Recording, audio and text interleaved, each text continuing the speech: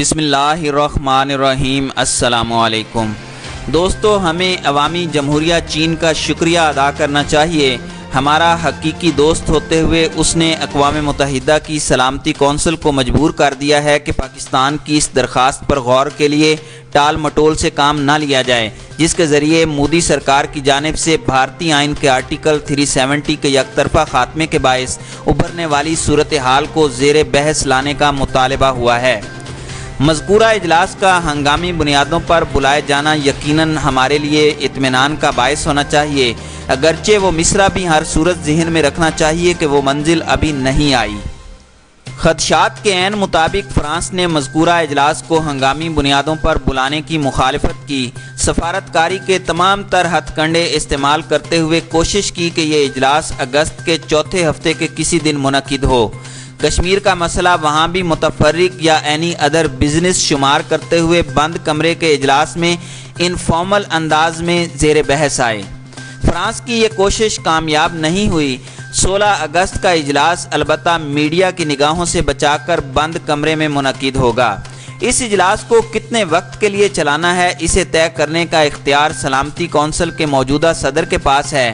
ان دنوں یہ منصب پولینڈ کے پاس ہے۔ پولینڈ کسی زمانے میں کمیونسٹ کیمپ کا اہم ترین ملک شمار ہوتا تھا۔ ان دنوں پولینڈ یورپ سے کہیں زیادہ امریکہ کا لاڈلا ہو چکا ہے۔ پولینڈ میں ان دنوں کی حکومت ٹرمپ کے نظریات کی بہت گرویدہ ہے، اپنے ہاں بھی مسلم دشمنی اور نسل پرستی کو فروغ دے رہی ہے۔ ہماری ناقص رائے میں سلامتی کونسل کا موجودہ صدر ہماری جانب سے پیش ہوئی درخواست پر غور کے لیے وہی انداز اپنائے گا جس کا مشورہ واشنگٹن کی جانب سے آئے گا۔ امید ہے کہ اقوام متحدہ کی سلامتی کونسل سے باضابطہ انداز میں رجوع کرنے سے قبل ہمارے سفارتکاروں نے وائٹ ہاؤس سے رابطے استوار کر لیے ہوں گے۔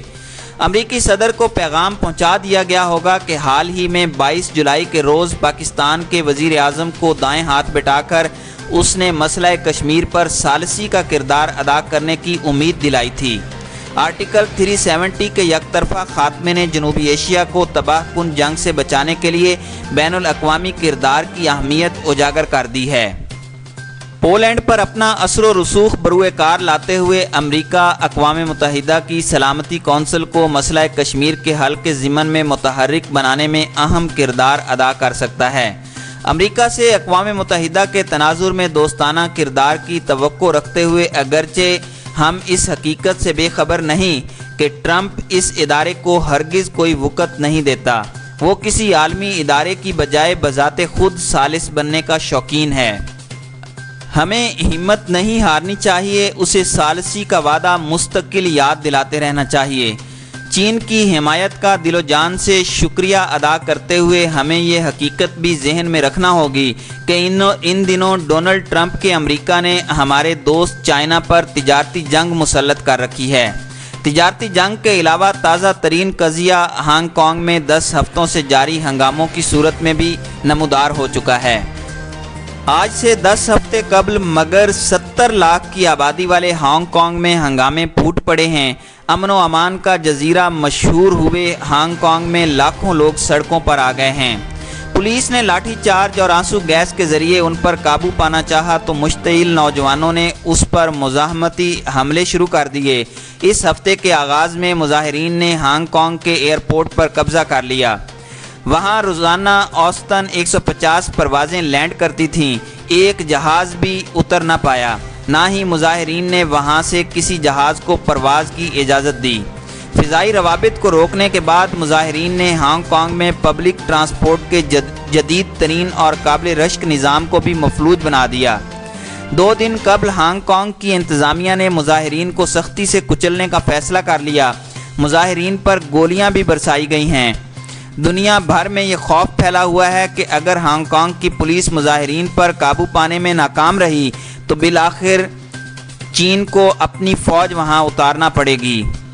عوامی جمہوریہ چین کا سرکاری میڈیا چند امریکی سفارتکاروں کے باقاعدہ نام لے کر مسلسل الزام لگا رہا ہے کہ ہانگ کانگ میں پھوٹے حالیہ ہنگاموں کو سامراجی پشت پناہی حاصل ہے۔ ڈونلڈ ٹرمپ مذکورہ الزام کو نظر انداز کرتا رہا، مگر گزشتہ 2 دنوں سے اپنے ٹویٹس کے ذریعے اپنی معصومیت اور غیر جانبداری کا دعویٰ کرنا شروع ہو گیا ہے۔ اب اس نے ہانگ کانگ کی تازہ ترین صورتحال پر تشویش کا اظہار کرنا بھی شروع کر دیا ہے۔ ہانگ کانگ کی تازہ ترین صورتحال کا فائدہ اٹھاتے ہوئے بھارتی سفارتکار اب بہت لگن سے اس کوشش میں مصروف ہو گئے ہیں کہ 16 اگست کو طلب کیے جانے والے اقوام متحدہ کی سیکیورٹی کونسل کے اجلاس میں مقبوضہ کشمیر کی تازہ ترین صورتحال زیر بحث لانے کے علاوہ عوامی جمہوریہ چین سے ہانگ کانگ کے بارے میں بھی سوالات اٹھائے جائیں۔ مذکورہ اجلاس فقط آرٹیکل 370 کے خاتمے کے بعد ابھرنے والی صورتحال تک محدود نہ رہے، کشمیر کے ساتھ ہانگ کانگ پر بھی تفصیلی بحث ہو۔ پاکستانی سفارتکاروں کا فوری چیلنج اب 16 اگست کو طلب کیے جانے والے اجلاس کو مقبوضہ کشمیر کی تازہ ترین صورتحال کو زیر بحث لانے تک محدود رکھنا ہوگا۔ امریکہ کا کردار اس تناظر میں ایک بار پھر کلیدی ٹھہرے گا۔ چین کے ساتھ جاری تجارتی جنگ کے موسم میں امریکہ اور اس کے حوالی سرمایہ دارانہ نظام کے تحفظ کے لیے کشمیر کے مقابلے میں ہانگ کانگ میں بنیادی حقوق کی مبینہ پائمالی کے بارے میں آواز بلند کرنے کو ترجیح دے سکتے ہیں۔ نام نہاد فری مارکیٹ کا تحفظ سرمایہ دارانہ نظام کے لیے ایمان کا درجہ رکھتا ہے۔ برطانیہ کو بھی یورپی یونین سے نکلنے کے بعد ہانگ کانگ کی تاریخی اہمیت اور اس سے استوار ہوئے نو آبادیاتی رشتے یاد آ جائیں گے۔ فرانس کا بھارت کی جانب جھکاؤ تو اب عیاں ہو چکا ہے۔ چین کے علاوہ ہمیں اب روس کے بھرپور تعاون کی بھی ضرورت ہوگی۔ روس کو مگر حال ہی میں بھارت نے جدید ترین میزائل فراہم کرنے کا آرڈر دیا ہے۔ اربوں ڈالر کا سودا ہوا ہے اور ان میزائلوں کی بھارت میں تنصیب امریکہ کو بھی پسند نہیں آئے گی۔ معاملہ بہت گمبھیر ہے۔ دنیا بھر میں آپا دھاپی کا ماحول ہے۔ ہر ریاست عالمی سطح پر دوسری جنگ عظیم کے بعد سے تقریباً مقدس شمار ہوتے اصولوں کو بھلا کر فقط اپنے مفادات کو قوم پرستی کی عصبیت میں ترجیح دے رہی ہے۔ لہٰذا اقوام متحدہ کی سلامتی کونسل کے اجلاس سے ضرورت سے زیادہ توقع نہ باندھی جائے۔